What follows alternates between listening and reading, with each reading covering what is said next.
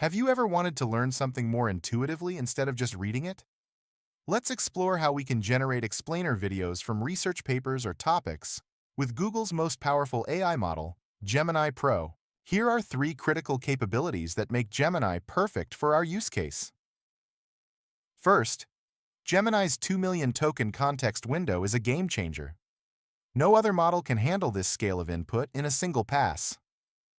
Second, Gemini's near-perfect retrieval from context is essential, because the model needs to reference documentation and a reference video that's around 150,000 tokens.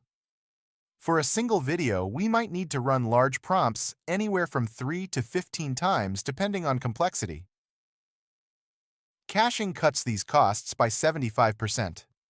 Now let's look at the pipeline to understand how this is done. The process starts with either a concept or topic. Gemini first generates the video structure and chapters, then creates detailed transcripts with animation ideas for each subsection. Using our cached Manim documentation as context, with some examples and a consolidated rendered video of those examples as reference, it generates the actual animation code. These subsections then follow parallel processing. The Manim code is rendered into animations, while the transcript is converted to Voiceover using 11 labs. Finally, we merge the animations with their corresponding audio and combine all subsections into the complete educational video.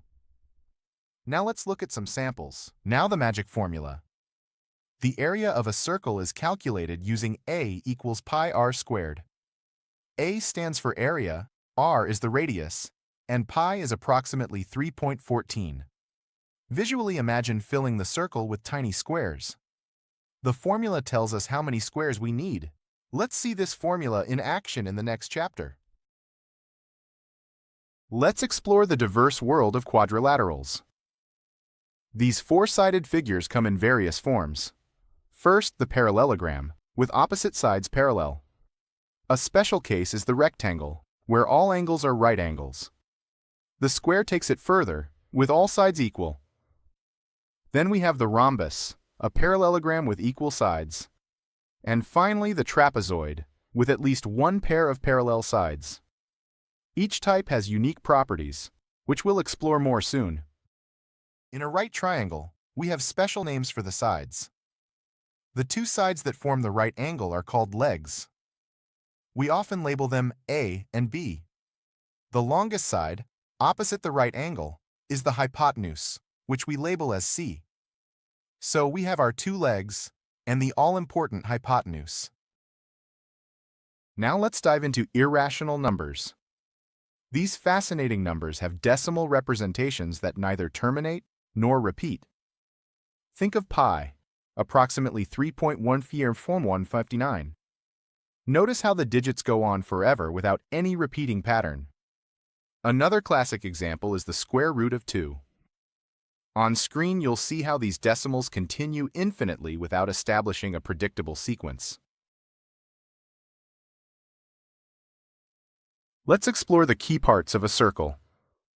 First, the radius is the distance from the center to any point on the circle's edge. Think of it like a bicycle spoke. Next, the diameter is a line passing through the center connecting 2 points on the circle's edge. It's twice the length of the radius. Now that we understand what a matrix transpose is, let's talk about how we represent it. The transpose of matrix A is written as a superscript T, like this, AT. Let's talk about units. When calculating the area of a circle, make sure your radius and diameter are in the same units. For example, if your radius is in centimeters, your area will be in square centimeters. If you're given mixed units like meters and centimeters, convert them to the same unit before calculating.